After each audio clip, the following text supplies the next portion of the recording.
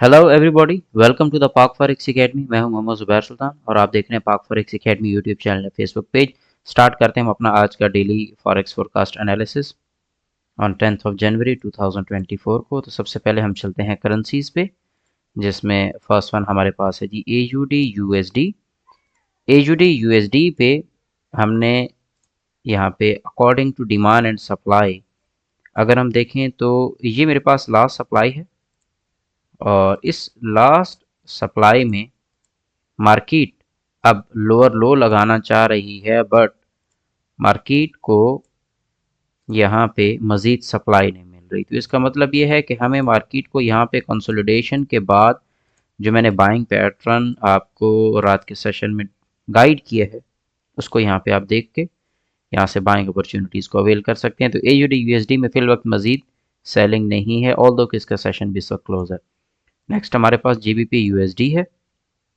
GBP USD में भी same, ये मेरे पास लास्ट डिमांड है और इसके ऊपर मैंने आपको ऑलरेडी ये चीज़ गाइड कर रखी हुई है कि GBP USD अब इस वक्त एक रिवर्सल की तैयारी कर रहा है और पॉसिबली ये आपको आज के दिन में हो सकता है कि कोई ख़ास ट्रेड ना दे, नेक्स्ट वीक के अंदर आपको GBP USD ट्रेडिंग अपॉर्चुनिटी दे सकता है।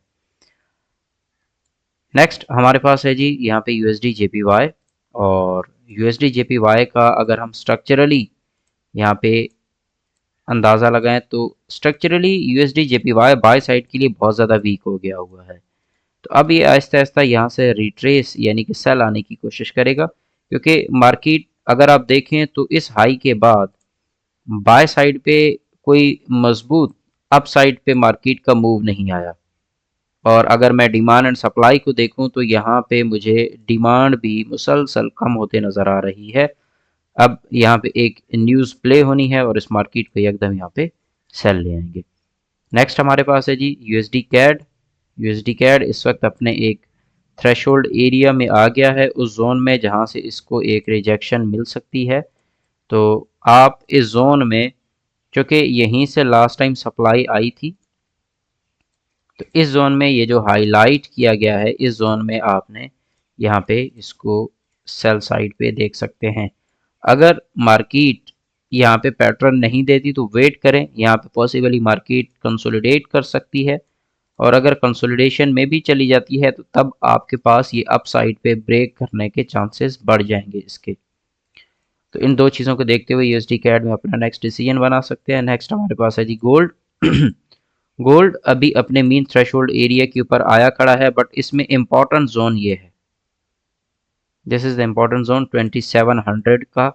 अब वो 2700 का जो जोन है वो आप इस पूरे एरिया को मार्क करके यहाँ पे देख सकते हैं कि मार्केट न्यूज़ प्ले होते साथ ही ये इस एरिया को उड़ा के यहाँ से फर्दर सेल डायरेक्शन में कंटिन्यू कर सकती है। बट आपने पैटर्न्स को देखना है स्ट्रक्चर में, और यहाँ देखें डिमांड एंड सप्लाई को अगर आप देखते हैं तो यहाँ डिमांड मुसलसल डिक्रीजिंग है।